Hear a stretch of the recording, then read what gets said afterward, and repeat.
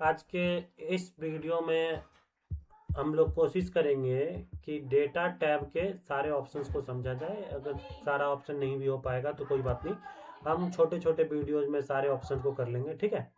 अभी फिलहाल मैं ना आप लोगों को डेटा टाइप के जो इम्पोर्टेंट ऑप्शंस हैं उनके बारे में बताना शुरू करूंगा। जैसे कि अगर सॉर्ट एज फिल्टर के अंदर आप देखोगे तो आपको यहाँ सॉर्ट, कस्टम सॉर्ट वगैरह दिख रहा होगा। इसी में एक फंक्शन है एडवांस। बाकी फंक्शंस मैंने क्लास में बहुत बार करवाया, जैसे आज के क्लास में भी सॉर्ट सॉर्ट फिल्टर तो हो ही गया था, ए टू जेड, जेड टू ए, ये सारे फंक्शंस करवा दिया था। लेकिन ये जो एडवांस देख रहे हो ना, ये फंक्शन भी काफ़ी यूज किया जाता है, फिल्टर भी काफ़ी यूज किया जाता है। तो मैं इन दोनों के बारे में भी आपको अभी बताऊंगा, ठीक है। तो एक काम करते हैं, एक डेटा ले आते हैं नॉर्मल सा, ठीक है। मेरे कंप्यूटर में एक नॉर्मल सा डेटा पहले से ही है, इसी डेटा पे हम लोग काम करने वाले हैं। आप देखो यहाँ पे एक डेटा है नॉर्मली, है ना। अ, इसमें क्या है, इस डेटा में कि अलग अलग department, region, branch, hire date, salary, है ना, और नाम है लोगों का। तो मैं क्या कर सकता हूँ कि जैसे मान लो मैं रिपोर्ट को अगर मैं फिल्टर करना चाहता हूँ ऑन प्लेस, तो देखो एक एक तो ऑप्शन ये है कि डेटा के अंदर जाकर के आप फिल्टर पे क्लिक करो, और फिल्टर पे क्लिक करने के बाद आपको फिल्टर बटन मिल जाएंगे, और वहां से आप जो फिल्टर करना चाहते हो वो फिल्टर कर सकते हो। जैसे कि मान लो मैं एडमिन डिपार्टमेंट देखना चाहता हूँ, तो मैं ओके करूंगा, तो मेरे पास जो रिपोर्ट्स आएंगे वो सिर्फ एडमिन डिपार्टमेंट का ही रहेगा, और यहाँ से मैं क्लियर कर सकता हूँ इस रिपोर्ट को। लेकिन ये तो रही बात कि आप ऑन प्लेस कैसे इसको फिल्टर कर सकते हो। अभी जो हम बात करेंगे ना, वो यहाँ नहीं, हम अलग जगह पे इसको पेस्ट करके देखेंगे। जैसे कि मान लो मैं यहाँ ना एक नया सीट ले लेता हूँ, sheet two, okay. Sheet two लेने के बाद मैं यहाँ क्या कर रहा हूँ कि मेरे सीट वन पे डेटा है, मैंने यहाँ से कॉपी किया, जैसे रीजन, और रीजन के साथ साथ मैंने नॉर्थ को वो कर लिया। अब मैं पेस्ट कर देता हूँ यहाँ पे नॉर्मली।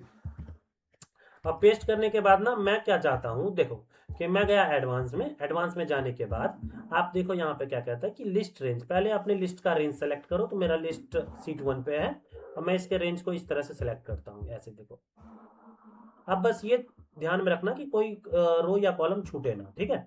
उसके बाद क्राइटेरिया, क्राइटेरिया का मतलब होता है कि जिनको आप सेलेक्ट करना चाहते हो, जिनका रिपोर्ट चाहते हो, वो क्राइटेरिया हुआ आपका, ठीक है। और आप अगर किसी लोकेशन, कोई लोकेशन देना चाहते हो जहाँ पेस्ट करना है, तो आप यहाँ पे कॉपी टू अंदर लोकेशन पर टिक करके यहाँ पे पेस्ट कर सकते हैं, ओके। अब जब मैं यहाँ ओके प्रेस करूंगा ना, तो देखो यहाँ पे सिर्फ और सिर्फ मेरे पास जो रिपोर्ट आया है वो नॉर्थ रीजन का ही है। किसका है? नॉर्थ रीजन का। तो देखिए, इस तरह से आप रिपोर्ट को एडवांस फिल्टर बटन की मदद से फिल्टर कर सकते हैं। बहुत इजी और छोटा सा फंक्शन है जिनका आप यूज कर सकते हो। साथ ही साथ अगर मैं यहाँ पे एक दो फंक्शन और इसी वीडियो में कवर करवा देता हूँ, काफी छोटा वीडियो है, 2 मिनट ही हुआ है अभी। तो देखो, टेक्स्ट टू कॉलम, है ना, टेक्स्ट टू कॉलम का यूज क्यों करते हैं? जैसे मैंने आपको एक फंक्शन पढ़ाया था, कॉनकैटिनेशन, ठीक है। कॉनकैटिनेशन में क्या होता है कि जैसे मान लो अगर मैं राम, है ना, और राम और कुमार, ओके, दो अलग अलग फंक्शन है, ठीक है। इन दोनों अलग अलग नाम है। मान लो ये किसी का फर्स्ट नेम है एंड लास्ट नेम है। मैं आपको कहता हूँ कि मुझे एक ऐसा सेल चाहिए जिसमें फर्स्ट नेम और लास्ट नेम दोनों साथ में हो, यानी कि फुल नेम हो। तो मैंने आपको बताया बताया था कि CONCAT, कॉन कैट फंक्शन का यूज करके आप इस तरह से कॉमा, इन्वर्टेड कॉमा डाल के स्पेस भी इसके अंदर इंक्लूड कर दो, ताकि एक प्रॉपर सीक्वेंस आए, ओके। तो यहाँ पे राम और कुमार ये आपको आ जाएगा। कोई प्रॉब्लम है? इसके साथ साथ अगर मैं चाहता हूं कि जो डेटा एक साथ है, जैसे राम और कुमार दोनों अभी साथ में, तो अगर प्रॉब्लम तो ये भी तो हो सकती है कि मान लो मेरे साथ, मेरे पास राम और कुमार दोनों साथ में तो है, लेकिन मैं चाहता हूं कि फर्स्ट नेम और लास्ट नेम दोनों अलग अलग हो जाए, ठीक है। यानी कि फर्स्ट नेम अलग हो जाए और लास्ट नेम अलग हो जाए, तो एक सेपरेटर यूज किया जाता है। जैसे टेक्स्ट टू कॉलम पे मैंने क्लिक किया, देन नेक्स्ट, और नेक्स्ट के बाद मैंने यहाँ से स्पेस सेलेक्ट किया। Why we select space? क्योंकि हमारे दोनों वर्ड के बीच में स्पेस ही है बेसिकली।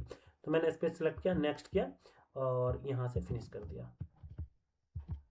ओके। कोई प्रॉब्लम? तो हम यहाँ क्या कर सकते हैं, इस तरह से इसको यूज कर सकते हैं। मुझे ऐसा लगता है कि आपको ये चीज़ें समझ में आ गई। टेक्स्ट टू कॉलम बहुत बड़ा फंक्शन नहीं है, छोटा सा है, ठीक है। कि आप जब, है ना, किसी सेल में स्टोर डेटा को अगर इसे टैब के आधार पे या फिर स्पेस के आधार पे आप सेपरेट करना चाहते हो, then you can do, okay. अब है एक रिमूव रिमूव डुप्लीकेट, ये भी इसमें बता देता हूँ। फिर फ्लैश फिल और डेटा वैलिडेशन, इसके बारे में हम दूसरे वीडियो में बात करेंगे, क्योंकि डेटा वैलिडेशन मैं चाहता हूँ कि थोड़ा एक्सप्लेन करके बताऊँ। तो इसमें काफ़ी सारे फंक्शन हैं जिनका हम यूज करेंगे, ठीक है। कॉन्सोलिडेट भी बहुत अच्छा फंक्शन है, इसके बारे में भी बात करेंगे। व्हाट इफ एनालिसिस के अंदर भी काफ़ी सारे फंक्शंस हैं। तो 3 4 छोटे छोटे वीडियो में हम पूरा डेटा टाइप को खत्म कर लेंगे, ठीक है। जैसे देखो क्या है ना कि अगर मैं यहाँ पे लिखता हूँ राम श्याम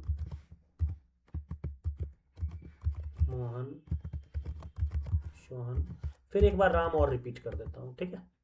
उसके बाद